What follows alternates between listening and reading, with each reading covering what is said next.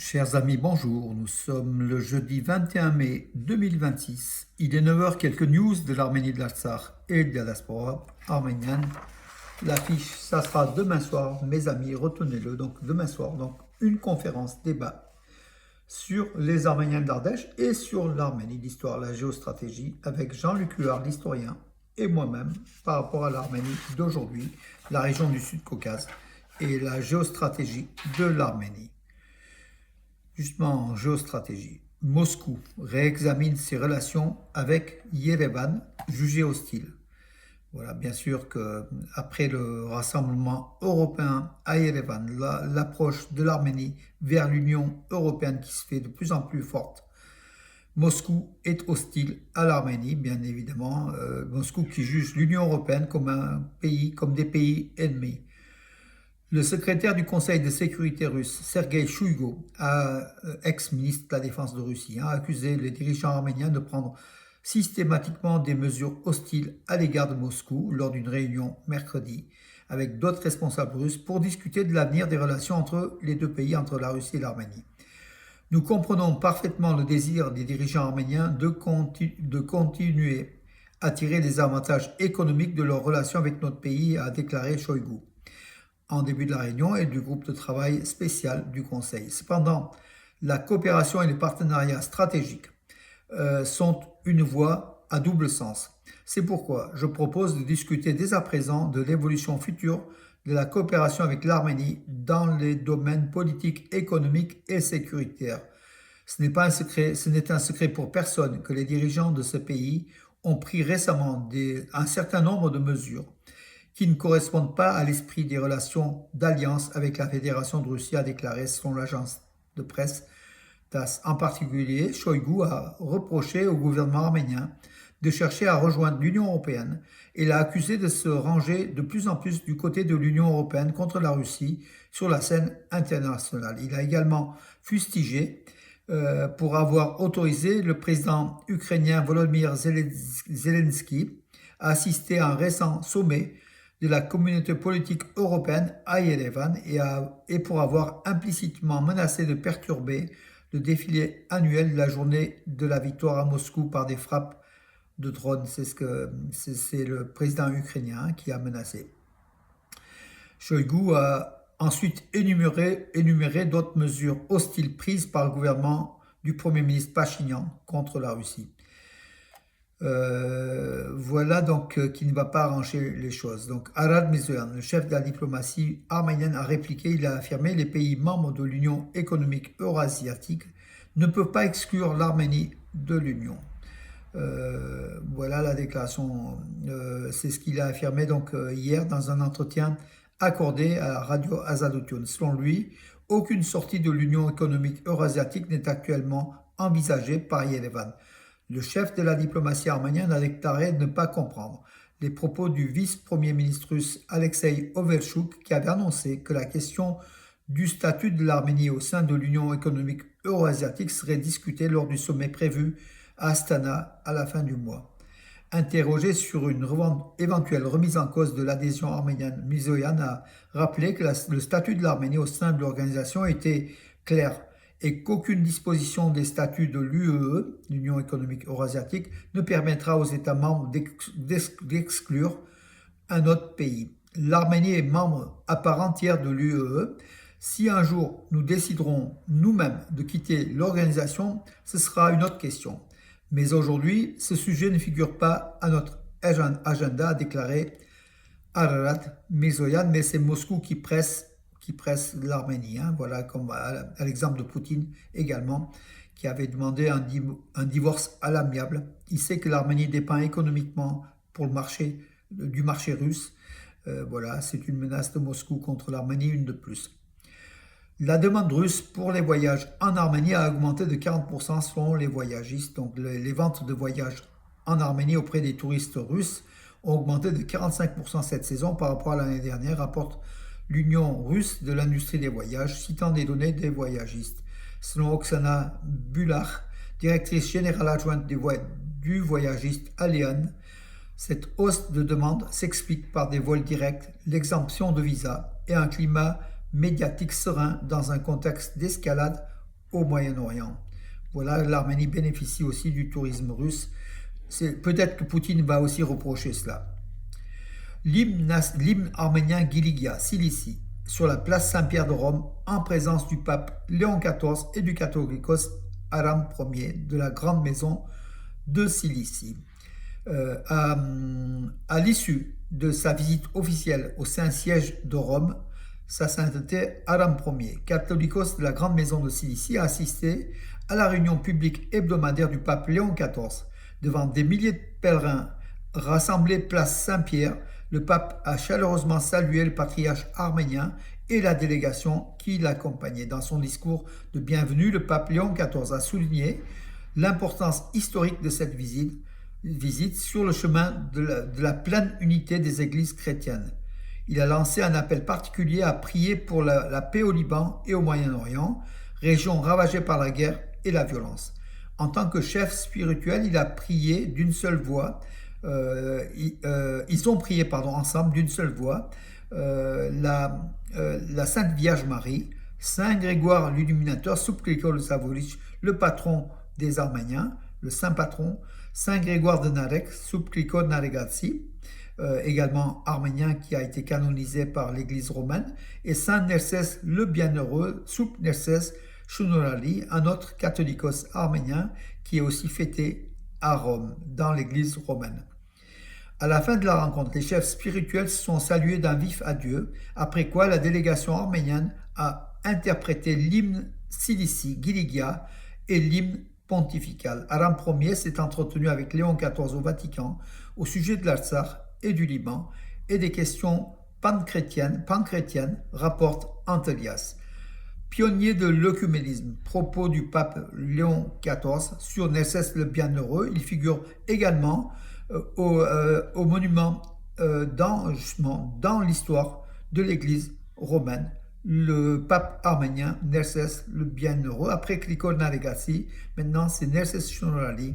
Voilà des éléments qui rapprochent l'Église arménienne à l'Église romaine, catholique romaine, et nous en sommes fiers et heureux de cet œcuménisme, de ce rapprochement entre les églises pour le bienfait justement de l'avenir spirituel des nations et de la nation arménienne. Le ministre de la Défense d'Arménie, Soulen Babikian, a affirmé que le 28 mai, nous vous attendons tous sur la place de la République à 10h. Voilà, pour montrer les nouvelles armes de l'Arménie. Vous allez voir, nous sommes restés, c'est un petit peu prétentieux, mais c'est ce qu'il dit, le ministre arménien de la Défense. Il affirme: nous sommes restés discrètement silencieux, mais nous devons maintenant présenter au public, sous forme de rapport, ce que nous avons accompli au cours des 4 dernières années, a déclaré le ministre arménien de la Défense. Il va nous montrer les drones, il va nous montrer les canons français César, il va nous montrer du matériel indien, des radars, des antimissiles, des antichars, un certain nombre de canons, beaucoup de matériel que l'Arménie a acheté au cours de ces 4 dernières années. Et le gouvernement arménien veut parader avec cela, bien sûr, en vue d'être réélu le 7 juin prochain. C'est une opération de défilé militaire, c'est une opération politique pour la réélection de Pachinian, tout simplement, il faut le dire, pour rassurer le peuple d'Arménie en disant: vous êtes bien protégés à vos frontières, aux frontières de l'Arménie, on a un armement ultra moderne qu'on vient d'acquérir, et on vous le présente, donc votez pour Pachinian. C'est un petit peu cela le message de Soulen Babikian, le ministre arménien de la Défense. La Russie, donc ça c'est quand même étonnant, la Russie propose la création d'une route Poutine à travers l'Abkhazie et la Géorgie vers l'Arménie. La Russie propose la création d'une route du président russe Vladimir Poutine vers l'Arménie, à l'exemple de la TRIPP du président américain. C'est ce qu'a annoncé Vladislav Gassoumianov, directeur de l'Institut national de recherche pour le développement des communications, lors de la conférence internationale La Russie et le monde, Dialogue 2026, Nouvelle réalité, rapporte le correspondant de l'ENTA.ru, c'est une agence d'information.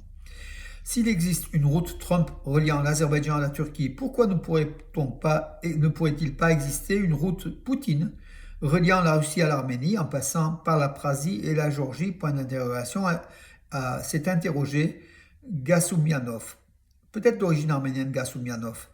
Rappelons qu'en août 2025, il a été révélé que l'Arménie, dans le cadre de la signature du traité de paix avec l'Azerbaïdjan, était prête à créer avec les États-Unis, lors d'une rencontre le 8 août, une route traversant la région de Syunik au sud de l'Arménie, route baptisée la route Trump ou la TRIPP. Les Russes maintenant proposent une route Poutine, voilà, donc pourquoi pas. Enfin, c'est peut-être un peu tard.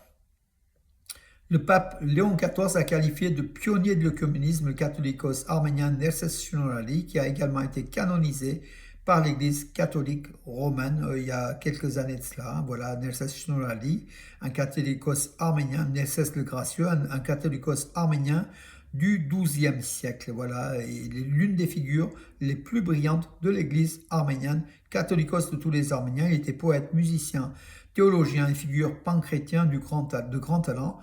Par sa douceur, sa grâce et ses grandes réalisations scientifiques et spirituelles, il reçut le titre honorifique de Shnorali.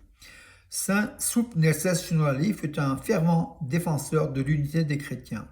À l'occasion de ses 850e anniversaire de sa disparition, le Vatican a émis un timbre spécial et un dépliant commémoratif mis en circulation le 21 septembre 2023, jour de la fête nationale de la République d'Arménie. Le Vatican, de concert avec l'Église arménienne, commémore le 850e anniversaire de la disparition de Saint Soup Nerses Shnorali, né en 1102, disparu en 1173, figure emblématique de l'Église arménienne et de la chrétienté, pouvait-on lire sur le timbre et le dépliant commémoratif émis en septembre 2023. Voilà des éléments qui rapprochent les églises, mes amis. Nerses Shnorali, Krikor Naregatsi. Voilà de quoi rapprocher le Vatican d'Echmiadzin et de Antolias, puisque là il s'agit d'Aram Ier de la grande maison de Cilicie qui s'est rendu au Vatican, accueilli chaleureusement par le pape Léon XIV. La délégation conduite par le ministre des Affaires étrangères de Lituanie rend hommage à Yerevan aux victimes du génocide des Arméniens. Le ministre des Affaires étrangères de Lituanie, Kęstutis Budrys, le 19 mai, avec une délégation, s'est rendu au mémorial de Dzidana-Gapet pour déposer une gerbe devant la flamme éternelle dédiée aux 2 millions de victimes du génocide des Arméniens entre 1915 et 1923. Le chef de la diplomatie de Lituanie était accompagné du vice-ministre arménien des Affaires étrangères, Mnatsagan Safarian.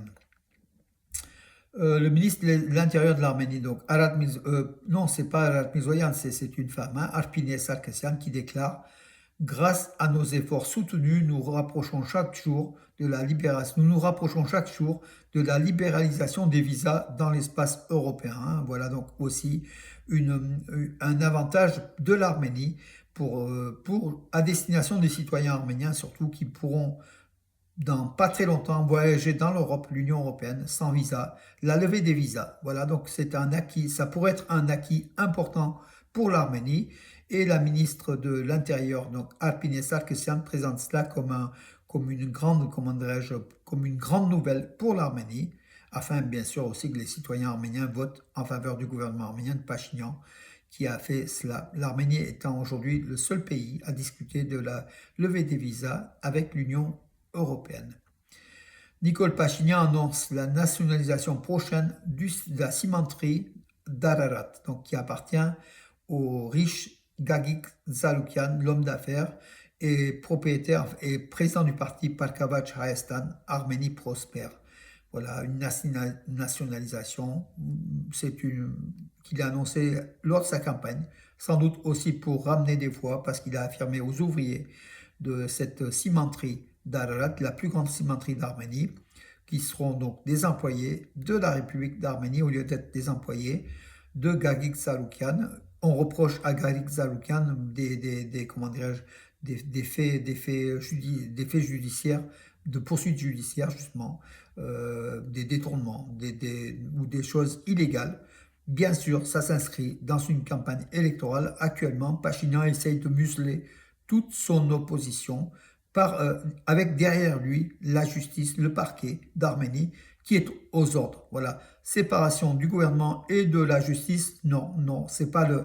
Alors que logiquement, quelqu'un qui lutte contre la corruption doit en premier veiller à ce que les séparations des pouvoirs entre le gouvernement et sa justice soient nettes et qu'il y ait une zone comment dirais-je, zone claire. Et Pachinian utilise sa justice justement pour sa campagne électorale. On le voit tous les jours, mes amis, c'est pas très bon, d'un homme qui est venu par la révolution de velours, bien sûr en chassant des oligarques, en chassant des corrompus, bien évidemment, mais au moins, il aurait pu montrer un bon exemple. Et là, c'est une déviance, il a dévié, et là, il devient un petit peu, même beaucoup dictatorial, en muselant son opposition grâce à sa justice, son parquet qui est derrière lui, qui est aux ordres une nouvelle fois. Dommage pour les élections du 7 juin prochain. Voilà mes amis pour aujourd'hui. Je vous donne rendez-vous à demain et je vous souhaite une bonne journée. Parior, arevod or, lusavor or. Profitez du soleil mes amis et de la chaleur sur les 10 prochains jours. Bonne journée.